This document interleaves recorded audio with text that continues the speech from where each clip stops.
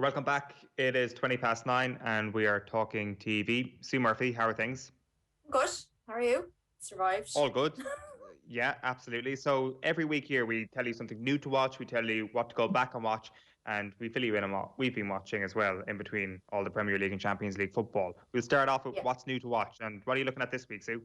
So there's quite a few things, actually. I might start with Disney Star because I keep calling it Disney Star. I don't know if it's Star by Disney or Disney Star, but I'm going to go with Disney Star. It's the new tile that's launching on Disney on Tuesday. Basically, they're going to have a heap of new content. Well, they have a heap of new content and a heap of old content that's going onto that. So all of their kind of 20th Century Fox, ABC, all of those shows. So a lot of kind of Grey's Anatomy and those kind of things are going to go up. But also, there's a huge back catalogue of old films that are going to go onto that. So that basically, if you're already under a Disney subscription, you'll get that from Tuesday. And the price, if you're joining after Tuesday, will go up. And then I think it goes up later in the year as well. It's something like $8.99 a month. But they gave me a new series called Big Sky. And there's no one really overly recognisable in it until you see Ryan Philippe. And he's kind of like the Ryan Philippe, so he's the biggest person in the show. And I honestly watched the first 15 minutes of this and thought it was absolute cheese fest and thought it was rubbish. And then about 30 minutes in, I was like, oh my God, this is great. So it's like a real mystery thriller, and they're like, he's having problems with his wife, and they're both former cops that work as like private investigators now, and they have a son, and the son's girlfriend goes missing. And that's all very like happy families and what's going on. And then as soon as the girls go missing halfway through the episode, it just goes up a notch and suddenly gets really interesting. And there was a couple of jumps in it that I wasn't expecting. It took a couple of twists and turns. Like, I can't promise the rest of the series is going to be absolutely brilliant, but the first episode was surprisingly really good. Like, I nearly gave up after 15 minutes and was actually really glad I stuck with it. Right, that is a really good testament to anything. What are you most looking forward to seeing on Star? I don't think there's anything massive that's coming. Like, I actually just really happy about going back and watching early Grey's Anatomy. I know that sounds super stupid, but it actually got really good, like really bad about 6 series in. But stuff like, I was looking through it yesterday, they have like Pretty Woman and just things that you're not going to be able to get access to. But I think they're going to be adding a lot of new content over the next while. And it's going to be the place to look because they're a huge streaming service now. Like, they don't just have the kids stuff. Like, that's such a big arsenal of stuff they're going to have going forward. But nothing particularly that I can think of, but just watch out for the big content that's going to go onto that streaming service. Wrong answer. The thing you should be most looking forward to is 24. 24 coming to Disney is the most important television moment of the 21st century. Everybody gets to live day by day with Jack Bauer on demand, and that is the most important television. Nobody else is watching that except you. Like, literally nobody in the country is watching 24 repeatedly except you. Yeah, I was there when it got the graveyard slot on Sky One on Sunday nights after Lost and after something else. I was there through its tough days in season 7. Yeah, my dream team used to be as well. But the other one I was going to mention this week as well, and it was like, so I sent you guys an email just so people know on Tuesday, kind of saying, here's what I'm teeing up for the week. And one of the things I'd watched was Devils, which is going to be on OTB and it's on Sky as well. And the first 15 minutes was brilliant. I was like, this is great. Like, I love all those kind of trade and bank things. Patrick Dempsey is this guy who's like really high up in the bank. He's trying to bring this other guy up with him. And they're all out to get each other and being really underhanded. I was like, this is like Wall Street in a series. It looks slick. It was David E. Kelly. And last night, Patrick Dempsey disappears after the first 15 minutes. You basically never see him again for the rest of the episode. And the rest of it was just awful. Like, really bad acting. Like, terrible. This is Grey's Anatomy fan Sue Murphy talking about Patrick Dempsey, who is in Grey's Anatomy. No, Grey's Anatomy was just one of those things that, like, if you needed a good cry, yeah, it was something you mentioned. And I'll never, like, everyone has seen an episode or two of Grey's Anatomy. You'll never convince me otherwise. But it's not brilliant by any stretch of the imagination. And this certainly isn't either. Like, it looks really slick, and there's a good twist. But my God, the acting was absolutely dreadful in it. Like, so I'm sorry, it's really bad. But shows. One other thing to mention is the Pele doc coming next week to Netflix. Yes, I can't review it yet because it's embargoed till 3 o'clock, so I can just like strongly point people in the direction of it. But just to give an idea, because I think people go into this thinking it's just going to be about football, and it's not giving anything away to say that it's actually going to take a look at his fame and his relationship with the dictator in Brazil and how he operated under that dictatorship and some of the stuff around the 1970 World Cup. And I can't say anything about like reviewing it, but I'm just going to strongly suggest that people watch it. It'll be out on Tuesday. I'm sure we'll be talking about it again next week anyway. Yeah, we're going to have the directors on the show next week here on OTB AM.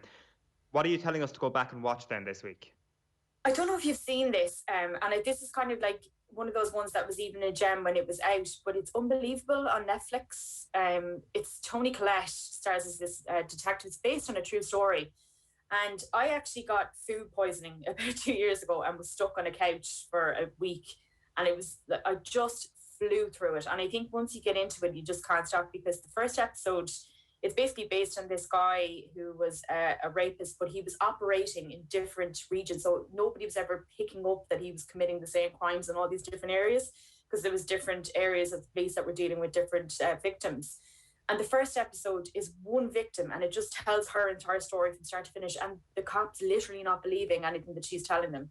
And then it kind of switches to the two detectives who are trying to find this guy, because and two female leads as well, but they very much believe the women and believe there's a story here that's not being told, and kind of just reveals itself over 8 episodes. But my God, it totally hooks you in. Toni Collette is exceptional. That she is so good. She's a real hard ass cop with a real heart as well. And it's just, the story is like, I know I keep saying unbelievable, but it is actually an unbelievable story. And so they really stuck there. They really got the title really good, but yeah. They really stuck to the facts as much as they could. Like, I went back and read about the cases afterwards, and they really tried to just tell the victim story. So it's brilliant. Like, if you haven't seen it, it's well worth a watch. Right, that's great. That's available on Netflix now. It's called Unbelievable, and I just did a quick Google there. The IMDb score is very impressive indeed. Can't believe I haven't heard of that. Right, so the update. This is obviously our favorite show of. This is usually where Jer comes in and like absolutely lambasts period dramas or anything British really. What are you watching this week, and what have you been keeping an eye on? Me, so I was watching.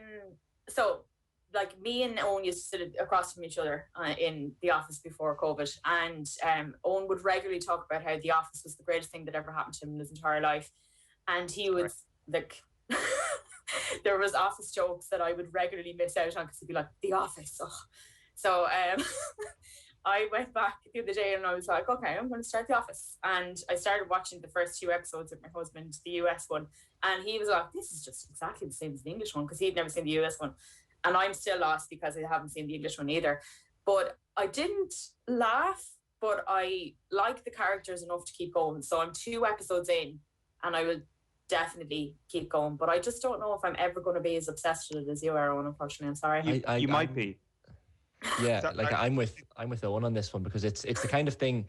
Michael Scott, played by Steve Carell, is quite a greasy, somewhat unlikable character, I think, in season 1. But then thereafter turn him into this lovable rogue that you just warm to and love. And I'm similar to you, Sue, in that I was quite late to The Office US. Yeah. I've now watched it, and like, my brother is obsessive of the US Office, and it's constantly on in our house. I think once you've watched it once, you will watch it 4 or 5 times. It's like Friends. You'll have an episode on in the background.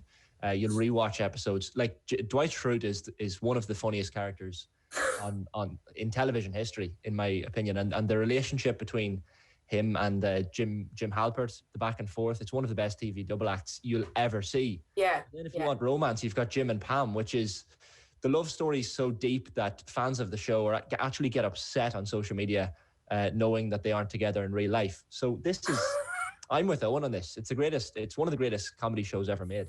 I'm going to stick with it, I promise. I will, and I'll give reports back, because I do like the characters enough. And I also think that it was because Ricky Gervais and Stephen Merchant are executive producers, it didn't have its own thing going. And I remember Owen saying to me before, like, it takes, was it 3 or 4 you were saying, before it actually becomes its own thing.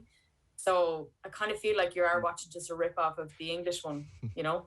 Totally. And it doesn't actually work that well. Like, as Shane says, once Steve Carell gets less greasy, he suddenly becomes a little bit more funny, and they just soften up the character. They tried to create David Brent, and it just doesn't work either in an American accent, or else Steve Carell just couldn't pull it off. They completely soften the character. He becomes less of an outright dickhead and more of a lovable dickhead, and that is what the beauty of season 2 is. If you're not liking it come the middle of season 2, then you're never going to love it. But I 100% the first couple episodes aren't a real representation. Also, Shane Hannon putting the US Office and Friends into the same category. Sacrilege. The US Office is up here. I was hoping he missed it. Somewhere down here. On in the background. What I meant was, you watch Friends, you know the way people have Friends on in the background as a kind of, I don't know what to watch, so I just throw on an episode of Friends. The Office is similar in that vein only, Owen, in that you could rewatch episodes. I'm definitely not bringing the two of them together thematically. There's nothing wrong with Friends. You're being very insulting towards Friends here, Owen. Very snobby, like I would say. Yeah, no, I'll take that. I'll take the snobbiness towards Friends every day of the week. They both have some top guest appearances as well. That's the other thing about The Office. I wasn't too sure about Will Ferrell, his guest appearance, but you have people like Idris Elba, Kathy Bates, Catherine Tate is fantastic in it as well. So they all come in and add an extra dimension to the show. And then some of the side characters, Toby Flenderson, the dry wit and dry delivery of Toby as a character. And then some of the other ones, Kevin as well. Just some of the cold opens as well are just extraordinary.